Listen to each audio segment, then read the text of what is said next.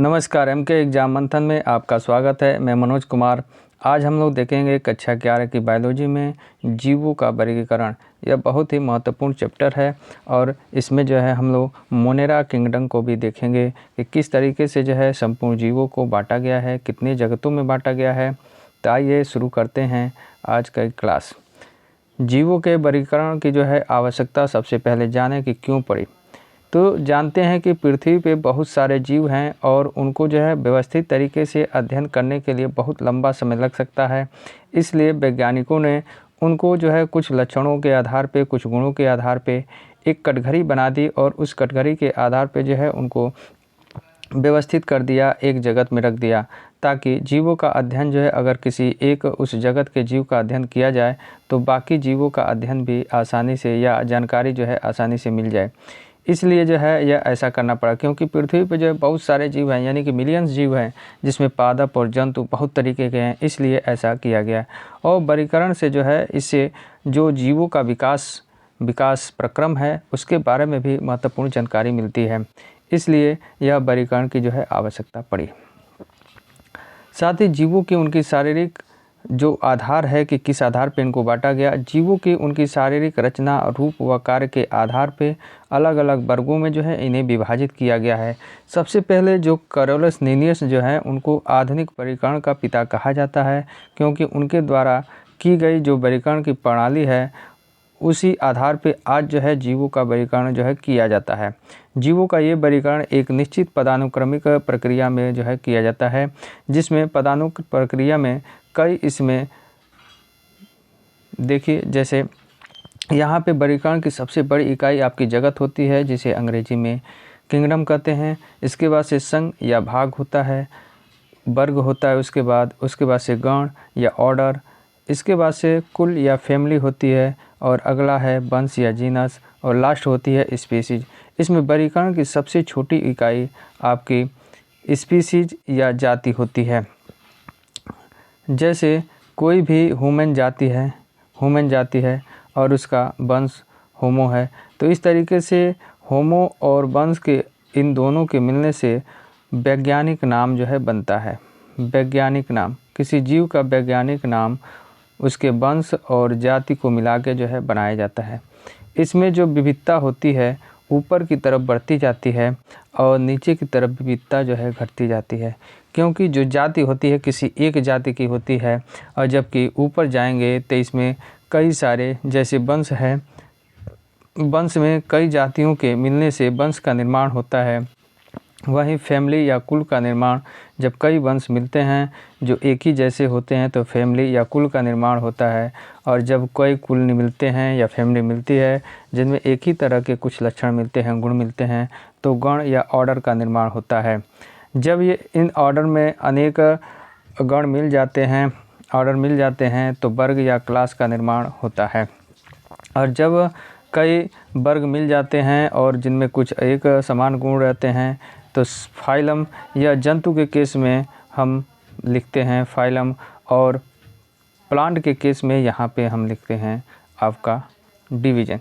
तो इस तरीके से इनको जो है जब कई क्लास मिल जाते हैं तो संघ, फाइलम या भाग का निर्माण होता है, और कई संघों के समूह को या भागों के समूह को किंगडम कहा जाता है, जगत कहा जाता है।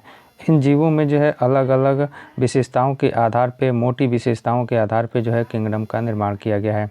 तो इसमें वर्गीकरण की सबसे बड़ी इकाई किंगडम होती है और सबसे छोटी इकाई आपकी जाति होती है। आइए अब देखते हैं कि वर्गीकरण का जो है सर्वप्रथम अरस्तु ने जीव जगत को दो भागों में बांटा था। एक जगत था वनस्पति यानी कि पेड़ पौधे में, और दूसरा है जंतु। इस दो भागों में सबसे पहले अरस्तु ने बांटा था, और जानते हैं कि अरस्तु जो है जीव विज्ञान के जनक कहे जाते हैं। उनके बाद जो है लिनियस, जो कैरोलस लिनियस है, इन्होंने एक किताब लिखी जिसका नाम था सिस्टम नेचुरे। उसमें जो है सभी जीवधारियों को, पादप एवं जंतु जगत को जो है इन्होंने उसका वर्गीकरण किया है इन जीवों का। लिनियस को आधुनिक वर्गीकरण प्रणाली का जो है पिता कहा जाता है। अच्छे तरीके से वर्गीकरण किया, इसलिए इनको पिता कहा जाता, क्योंकि उनके द्वारा की गई वर्गीकरण प्रणाली का आधार ही आज का जो आधुनिक वर्गीकरण किया जाता है उसी पे आधारित है। इस कारण से इन्हें आधुनिक वर्गीकरण का पिता कहा जाता है। इसके अलावा 1969 ईस्वी में जो परंपरागत द्विजगत वर्गीकरण प्रणाली थी, क्योंकि अरस्तु ने बांटा था पादप और जंतु में, उस द्विजगत प्रणाली से हटकर एक नई प्रणाली का विकास हुआ 1969 में। और आर.एच. व्हिटेकर ने यह काम किया कि पूरे जंतुओं को, जीव को जो है 5 जगत प्रणाली में जो है बांट दिया। आर.एच. व्हिटेकर ने सभी 5 जीवों को जो है 5 जगत प्रणाली में बांट दिया, जिसमें 5 जगत ये हैं, यानी कि मोनेरा, प्रोटिस्टा, कवक, पादप और जंतु। इसमें जो है अलग अलग इनकी विशेषताएं होती है। जैसे कुछ विशेषताओं की बात करें तो मोनेरा, इसे आगे जो है विस्तृत रूप में हम देखेंगे। मोनेरा में ऐसे जीवों को रखा जाता है जो एक कोशिकीय के होते हैं या यूनिसेलुलर होते हैं, जिनमें एक कोशिका होती है और इनमें कोशिकांग उपस्थित नहीं रहता है, जैसे बैक्टीरिया इस जगत का प्राणी है। इसके अलावा आप देखें प्रोटिस्टा में ऐसे जीव होते हैं जो यूनिसेलुलर तो होते हैं, लेकिन इनमें जो है आप देखेंगे केंद्रक और कोशिकांग पाया जाता है, यानी कि न्यूक्लियस और आपका सेल ऑर्गन्स जो है पाए जाते हैं। ऐसे जीवों में हम देखते हैं अमीबा है, यूग्लिना है, पैरामीशियम है। इसके अलावा तीसरे वर्ग में तीसरा किंगडम हम देखते हैं आपका कवक या फंगी। इसमें ये जीव जो होते हैं पौधे जैसे तो दिखाई देते हैं, लेकिन ये प्रकाश संश्लेषण की क्रिया नहीं करते हैं, अर्थात मृतोपजीवी परजीवी होते हैं। ऐसे जीवों को जो है हम कवक की श्रेणी में रखते हैं। जैसे मशरूम या कुकुरमुत्ता आप देखे होंगे, उन्हें जो है इस जगत में रखा जाता है। वहीं पादप के बारे में आप लोग स्पष्ट रूप से जानते ही हैं। पादप जो है ऐसे जीव होते हैं जो अपना भोजन जो है स्वयं निर्माण कर लेते हैं, इसलिए ऐसे जीवों को हम पादप जगत में रखते हैं या प्लांटिया में रखते हैं। और ये जो है मल्टी सेलुलर होते हैं, मल्टीसेलुलर यानी बहुकोशिकीय होते हैं, बहुत विशाल होते हैं। इसके अलावा यूनिसेलुलर नहीं होते हैं, बल्कि ये मल्टीसेलुलर, और इसमें केंद्रक स्पष्ट होता है, कोशिकांग होते हैं और इनकी कोशिका भित्ति भी होती है इनके बाहरी की तरफ। और अगला हम देखते हैं जंतु जगत में ऐसे जीवों को रखा जाता है जो यूकैरियोटिक सेल होती है। कैसी? Eukaryotic cell. और जबकि आपके मोनेरा जो जगत के जीव होते हैं इनमें प्रोकैरियोटिक सेल होती है और बाकी इन चारों में यूकैरियोटिक सेल होती है। यूकैरियोटिक का आशय यहाँ पे यह है कि ऐसे जीव जिनमें केंद्रक और कोशिकांग पाया जाता है, ऐसे जीवों को हम कहते हैं यूकैरियोटिक सेल वाले। लेकिन जिनमें ये अनुपस्थित रहता है उन्हें हम प्रोकैरियोटिक सेल वाले कहते हैं। तो प्रोकैरियोटिक सेल जो है आपके मोनेरा में पाई जाती है और बाकी में आपका जो है यूकैरियोटिक सेल पाई जाती है। लेकिन इसमें भी डिफरेंट होता है। यहाँ पे हम देखते हैं प्रोटिस्टा में आपका एक कोशिकीय जीव होता है, यानी कि यहाँ पे आप देखेंगे यूकैरियोटिक सेल तो पाई जाती है, लेकिन इसमें एक कोशिकीय होता है। यहाँ पे यूकैरियोटिक सेल पाई जाएगी, लेकिन ये जो है मल्टी सेलुलर यानी कि बहुकोशिकीय होता है। इस तरीके से ये अंतर आपको समझ में आ रहा होगा इन पांचों में कि क्या अंतर है। और इनका वर्गीकरण सबसे पहले 2 भागों में किया गया था, आपका पादप और जंतु में अरस्तु ने किया था। उसके बाद से आर.एच. व्हिटेकर ने 5 भागों में जीवों का वर्गीकरण किया।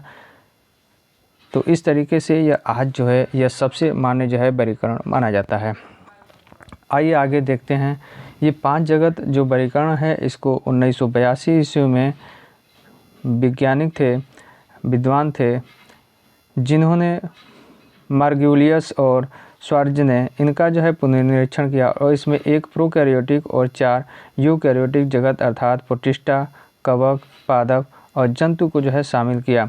वर्तमान में इस वर्गीकरण को ही सर्वाधिक मान्यता प्राप्त है। अभी आपको बताया कि 4 जो ये यूकैरियोटिक के अंतर्गत आपको बताया ये मोनेरा जगत आता है और बाकी जो है ये आते हैं, यानी कि आपके यूकैरियोटिक में प्रोटिस्टा आता है, कवक आता है, पादप और जंतु आते हैं।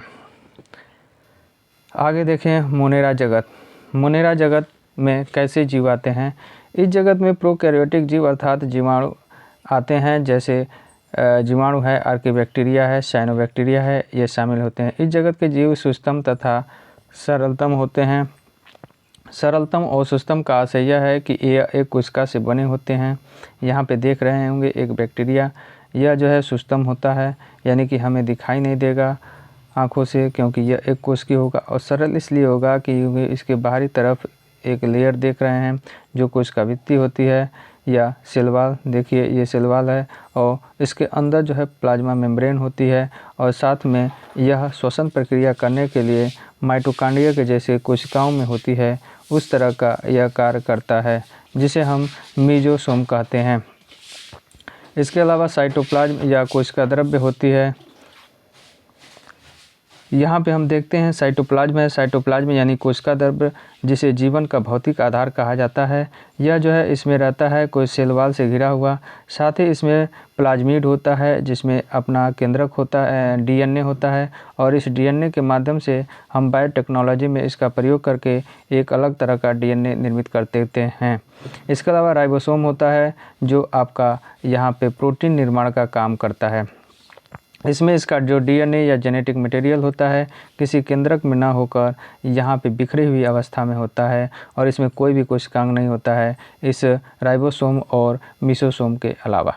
इस तरीके से यह समझ में आया होगा कि यह सूक्ष्म जीव है आर्कीबैक्टीरिया, और यह जो है एक कोशिकीय होता है और बहुत ही सरल होता है। सरल इस मामले में क्योंकि इसमें कोई भी कोशिकांग नहीं होता है, कोई भी अंग नहीं होता है या अंग तंत्र का निर्माण नहीं होता है, इसलिए यह सरलतम और सुस्तम कहा जाता है। आइए ऊपर अब समझा देते हैं। और यह जीव जो है आपके हर जगह पाए जाते हैं जहाँ पे भी जीवन की संभावना होती है, जैसे मिट्टी में, जल में, वायु में, गर्म जल में, झरने में, और झरने में भी ऐसे जहाँ पे 80 डिग्री सेंटीग्रेड तापमान रहता है वहाँ पे भी ऐसे जीव जो है यानी बैक्टीरिया आदि पाए जाते हैं।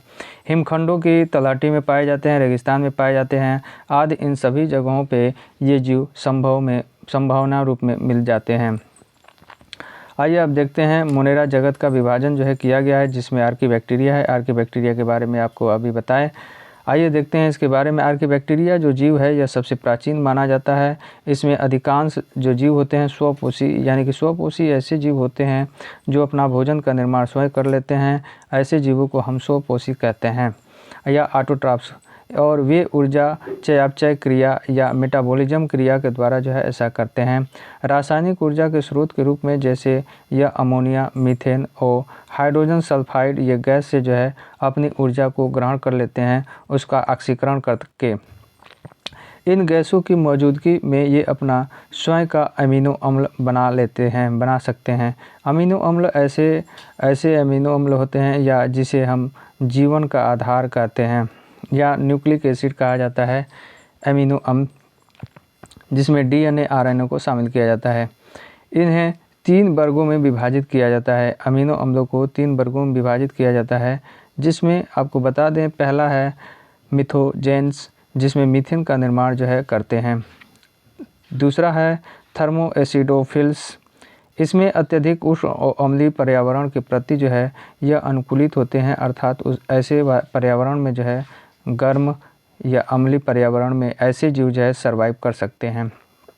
अगला है हेलोफिल्स, अत्यधिक लवणीय पर्यावरण में ये बढ़ने वाले होते हैं, यानी जिसमें हेलोफिल्स नामक पदार्थ पाया जाता है आपके अमीनो अम्ल के रूप में, ऐसे जीव अत्यधिक लवणीय पर्यावरण में बढ़ने वाले होते हैं, यानी उसके अनुकूल अपना जीवन कर लेते हैं।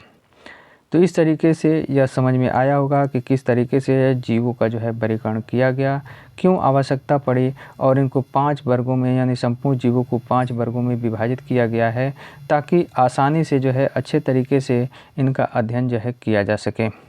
तो उम्मीद है कि यह जो लेक्चर दिया गया है, बताया गया है, आपको समझ में आया होगा। तो मेरे वीडियो को लाइक कर दीजिए, शेयर कर दीजिए और मेरे चैनल को सब्सक्राइब कर दीजिए। नमस्कार।